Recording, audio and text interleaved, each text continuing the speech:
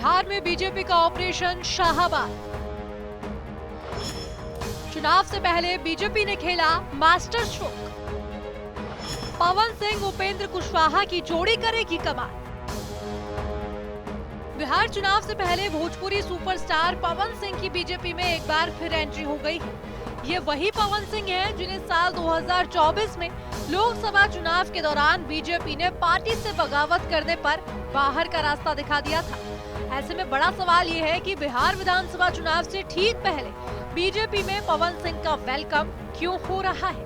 तो इसका जवाब है बीजेपी का ऑपरेशन मगध शाहाबाद। पवन सिंह की मंगलवार को राष्ट्रीय लोक मोर्चा प्रमुख उपेंद्र कुशवाहा के साथ मुलाकात बिहार विधानसभा चुनाव से पहले बीजेपी का मास्टर स्ट्रोक माना जा रहा है। पार्टी से शाहाबाद और मगध क्षेत्र में एक बार फिर से कुशवाहा और राजपूत समाज को एनडीए के पक्ष में एकजुट करने में कामयाब कदम की तरह देख रही है। पिछले कई महीनों से बीजेपी बिहार विधानसभा चुनाव में शाहाबाद मगध क्षेत्र को एक बार फिर से मजबूत करने की कोशिश में लगी हुई थी और इसके लिए किस तरीके से ऑपरेशन शाहाबाद चलाया जा रहा था, ये जानना भी बेहद दिलचस्प है।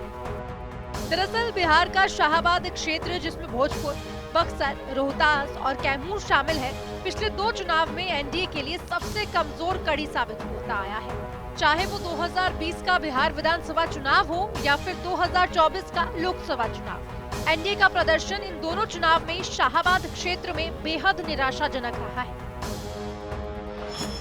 2020 बिहार विधानसभा चुनाव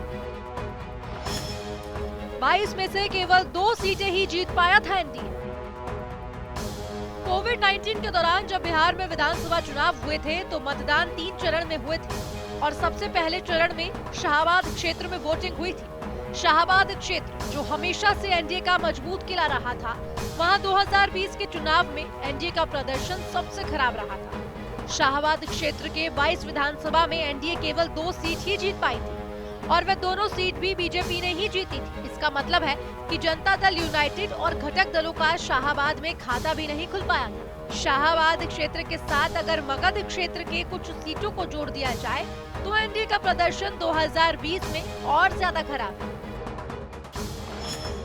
2024 लोकसभा चुनाव का गणित 2020 बिहार विधानसभा चुनाव में शाहाबाद में जो एनडीए का खराब प्रदर्शन दिखा था, वह 2024 के लोकसभा चुनाव में भी जारी रहा। मगर इस बार एनडीए की हार के पीछे की बड़ी वजह रही राजपूत और कुशवाहा वोटरों में बिखराव।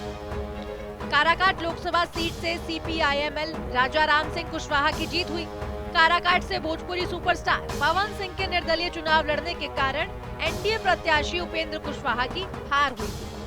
शाहाबाद क्षेत्र के साथ साथ अगर मगध क्षेत्र को भी 2 सीटों को जोड़ दिया जाए, यानी कि जहानाबाद और औरंगाबाद, तो पता चलता है कि एनडीए का प्रदर्शन बेहद निराशाजनक रहा, जिसके कारण 2019 लोकसभा चुनाव में 40 में से 39 सीट जीतने वाले एनडीए की संख्या 2024 में घटकर 30 पर आ गई।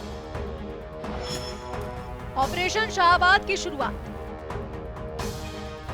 2024 लोकसभा चुनाव में शाहाबाद क्षेत्र में पूरी तरीके से सफाया होने के बाद बीजेपी ने ऑपरेशन शाहाबाद पर काम करना शुरू किया।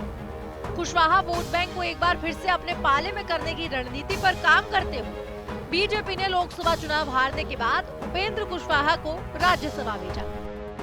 काराकाट से पवन सिंह के निर्दलीय चुनाव लड़ने के कारण ही उपेंद्र कुशवाहा 2024 के लोकसभा चुनाव में तीसरे नंबर पर चले गए थे, जिसकी वजह से उन्हें बहुत जबरदस्त झटका भी लगा था। लेकिन अब पवन सिंह और उपेंद्र कुशवाहा के साथ आने से साफ स्पष्ट है कि मगध और शाहाबाद क्षेत्र में कुशवाहा और राजपूत वोट एक बार फिर से एकजुट करने का बीजेपी ने प्रयास किया है। और अगर बीजेपी कुशवाहा और राजपूत वोटरों को एनडीए के लिए एकजुट करने में कामयाब हो गई तो एनडीए को इसका जबरदस्त फायदा मिल सकता है।